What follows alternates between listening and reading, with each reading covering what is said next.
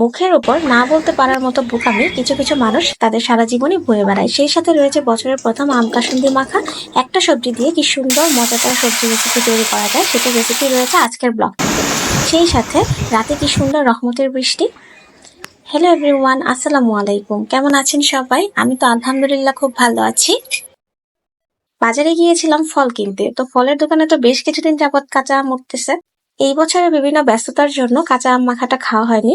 তো সবজির দোকানে যখন আমি নেড়েচেড়ে দেখছিলাম, তখন সবজি দোকানদার খুব সুন্দর করে আমাকে তার অ্যাডভার্টাইজমেন্ট দিল আম নিয়ে। আসলে সব ব্যবসায়ীদের কাছেই তাদের প্রোডাক্ট খুবই ভালো এবং এরকম আর কোথাও পাওয়া যায় না, দুনিয়াতে আর তৈরিই হয়নি অন্য কোথাও। উনি খুব সুন্দর করে আমাকে বুঝাইলো যে আপা নিয়ে যান, আপনার ভাবি এত মজা করে বানাইছিল কালকে আম মাখাটা, আমি তো এখনো হাত চাটতেছি। এত মজা, বেশি টকও না বেশি মিষ্টিও না, এত মজার একটা আম, নিয়ে যান নিয়ে যান। উনি যে এক্সপ্রেশনটা দিল, ভাই রে ভাই, আমার মনে হয়েছিল আমি মাত্র আম মাখা খেয়ে উঠেছি, মানে আমার মুখের এক্সপ্রেশনটাও সেরকম হয়ে গিয়েছিল। তো আমার তো না বলার অভ্যাস নেই, আমি তো আর না করতে পারি নাই। আমি সেই আম নিয়েই চলে আসি। আমার কাছে যে সবচেয়ে ভালো তার প্রোডাক্টের অ্যাডভার্টাইজমেন্ট দিতে পারবে সেই ভালো, আমি আর যাচাই করার প্রয়োজনও বোধ করি না। ওই যে জন্মগতভাবে এই অভ্যাসটা নিয়ে জন্মাইছি যে আমি হচ্ছে কোনো কিছুতেই না করতে পারি না। তো সেটার ফল তো আমার সারা জীবন ভোগ করতে হয়। আমি না বলি নাই আর সেটার ফল ভোগ করবো না, তা তো হয়ই না। তো বাসায় সবাই খুব আবদার করেছিল, তো সেই জন্য আম মাখা বানাচ্ছি, সুন্দর করে ধুয়ে টুয়ে কুচি টুচি করে নিছি। তারপর বাসায় এসে খুব যত্ন করে বানানো শুরু করে দিলাম আম মাখা, কারণ বাসায় সবাই খেতে চেয়েছে বলে কথা। তো আমটা কুচি করে আটিটা ফেলে দিয়েছি, তারপর চিনি দিয়ে দিলাম, তারপর হচ্ছে টেস্ট অনুসারে লবণ দিয়ে দিলাম। যদি আমি পরে আরো চিনি আর লবণ অ্যাড করেছি, ওইটা ব্যাক ক্যামেরাতে। দেন হচ্ছে শুকনা মরিচ দিয়েছি, দেন হচ্ছে কাসুন্দি দিয়েছি। যেহেতু সাদিদ আম মাখা পছন্দ করে, সে আগের বারও খেয়েছে, তো সেই জন্য ঝালটা কম দেওয়া হয়েছে। দেন হচ্ছে আমি সুন্দর করে কাসুন্দি দিয়ে দিলাম, তারপর সুন্দর করে এটাকে মেখে মেখে বানিয়েছি। দুটা আমি একটু পাকা পাকা ছিল, যার জন্য খুবই সুন্দর মাখা মাখা একটা টেক্সচার এসেছে। তো খেতে খুব ভালো হবে। খুব মজা করে সুন্দর করে মাখালাম, মাখিয়ে যেই মুখে দিয়েছি, বিশ্বাস করবেন রাসেল ভাই, আমার মাথার চুলগুলো মনে হচ্ছিল পেকে ঝরে পড়ে যাচ্ছিল। এত টক এত টক, কারণ এত টক আম মাখা আমি জীবনে কোনোদিন খাইনি। কিন্তু মাখানোটা যেহেতু খুবই মজা হয়েছিল, আর এই বছরের প্রথম আম মাখা বলে কথা, তো আমরা সেটা তো আর ফেলে দেইনি। আমরা এটাকে 2 দিন ফ্রিজে রেখে একটু একটু করে খেয়েছি সবাই মিলে, মানে আমার বাচ্চাও খেয়েছে, ওর কাছেও এটা মজা লেগেছে। বাট এত টক। আম মাখা খেয়েছি আর মনে মনে নিজেকে বলেছি, না বলতে পারো না তো, এবার বুঝাও কেমন লাগে। তো আমরা সবাই মিলে মজা করে খেয়েছি, যাই হোক যেমনই হোক। বাসার সবার এক্সপ্রেশনটা দেখাতে পারলাম না, যেহেতু এখনো পর্যন্ত ক্যামেরার সামনে আমরা কেউই আসিনি তেমন একটা। তো সেটাই আর কি। তো এখন চলে আসছি রান্নায়। রান্নায় হচ্ছে আমি আজকে একটা সবজি দিয়ে সবজি রেসিপি তৈরি করব। এই সবজি রান্না করতে আপনারা যে কোনো একটা সবজি ইউজ করলেই হবে। আমি নিয়ে নিয়েছি লাউ, এখানে ছোট ছোট করে কিউব করে কেটে নিয়েছি। দেন হচ্ছে একটা আলু দিয়েছি। দেন হচ্ছে আমি ফ্রোজেন মটরশুঁটি ইউজ করেছি। এখন আপনারা বলতে পারেন যে আপনি একটা সবজির কথা বললেন, দিলেন 3টা সবজি। হ্যাঁ হ্যাঁ বলছি, দাঁড়ান, রেসিপিটা আগে দেখিয়ে নেই, তারপর বলছি আস্তে ধীরে। তো এখন দিয়ে দিচ্ছি কাটা পেঁয়াজ আর কাঁচা মরিচ।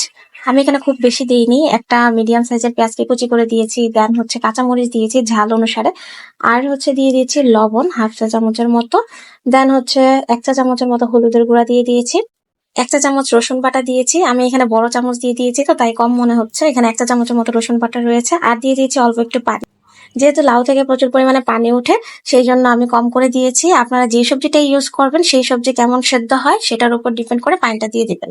এখন এটাকে নেড়ে চেড়ে মিশিয়ে তারপর ঢাকনা দিয়ে ঢেকে সেদ্ধ করে নিব। এখন বলছি কেন বললাম যে আমি একটা সবজি দিয়ে সবজিটা রান্না করেছি।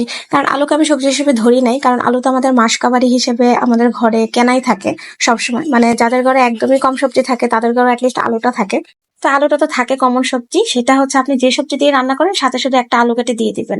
আর মটরশুঁটিটা হচ্ছে অপশনাল, এটা হচ্ছে আমার বাচ্চা পছন্দ করে দেখে আমার ফ্রিজে ফ্রোজেন করা রাখা থাকে সবসময়, আমি একটু মিক্স করে দিই। এটা না দিলেও হবে, এটার জন্য টেস্টের কোনো হেরফের হয় না। কিন্তু যে সবজি ইউজ করেন না কেন, রান্নার যে বাকি স্টেপগুলো আমি দেখিয়েছি সেগুলো হুবহু ফলো করার চেষ্টা করবেন, তাহলে রান্নার টেস্ট একদম অক্ষুণ্ণ থাকবে আর খেতে খুবই মজা হবে। সবজিটা সেদ্ধ হয়ে যাওয়ার পর আমি উঠিয়ে রেখে দিয়েছি, এবং আরেকটা প্যানে আমি একটু রসুন হালকা ভেজে নেওয়ার পর আমি দিয়ে দিচ্ছি 1/2 চা চামচের মতো মেথি। আর হচ্ছে অল্প কয়েকটা মৌরির দানা। ভালো করে বাগারের মতো করে ভেজে নিয়ে লাল লাল করে দেন হচ্ছে আমি সবজিটা ঢেলে দিব। সবজিটা ঢেলে দিয়ে তারপর হচ্ছে এটাকে 2 মিনিটের মতো ফুটিয়ে নিলে খুব সুন্দর একটা ফ্লেভার অ্যাড হওয়ার পর এটাকে নামিয়ে নিব লবণটা চেক করে।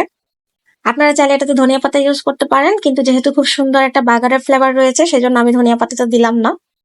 বাগারে কিন্তু মৌরি এবং মেথির পরিমাণটা খুব কম করে দিতে হবে, কারণ মৌরি এবং মেথির খুবই স্ট্রং ফ্লেভার রয়েছে, যেটা বেশি হয়ে গেলে কিন্তু সবজিটা আর খাওয়া যাবে না, এবং খুবই অল্প করে দিতে হবে খেয়াল রেখে। এই সবজিটা কিন্তু গরম ভাত, পরোটা, রুটি সবকিছুর সঙ্গেই খাওয়া যায়। গরমে শুধু মাছ দিয়ে বা মাংস দিয়েই হচ্ছে সবজি রান্না করে খেতে হবে এরকমটা কিন্তু কোনো কথা না। শুধু একটা সবজি হলেই কিন্তু সবজিটা রান্না করা যায়। আমি আলাদা করে মাছ ভুনা করে নিয়েছিলাম এটার সাথে খাওয়ার জন্য। তো এটার সাথে হচ্ছে যে কোনো মাংস ভুনা বা যে কোনো ডালের পেঁয়াজু বা যে কোনো কিছু ভাজি সবকিছু এটার সাথে খাওয়া যায়। তো রাতে হচ্ছে একদমই রসমতের বৃষ্টি হয়েছে, যেহেতু সকালে একদম কাঠফাটা রোদ দিয়ে শুরু হয়েছিল দিনটা। তো আজকে বৃষ্টি হবে একদমই ভাবতেই পারিনি, যদিও শুনেছিলাম বৃষ্টি হবে, বাট এই তো যাক আলহামদুলিল্লাহ অনেকদিন পরে বৃষ্টি হলো। সো আমার ভিডিওগুলো ভালো লাগলে অবশ্যই লাইক, কমেন্ট, শেয়ার এবং সাবস্ক্রাইব করবেন আমার ইউটিউব চ্যানেলটাকে। আর যারা পেজ থেকে দেখছেন পেজটাকে লাইক এন্ড ফলো করে দিবেন। So stay connected, stay happy. ধন্যবাদ। আসসালামু আলাইকুম।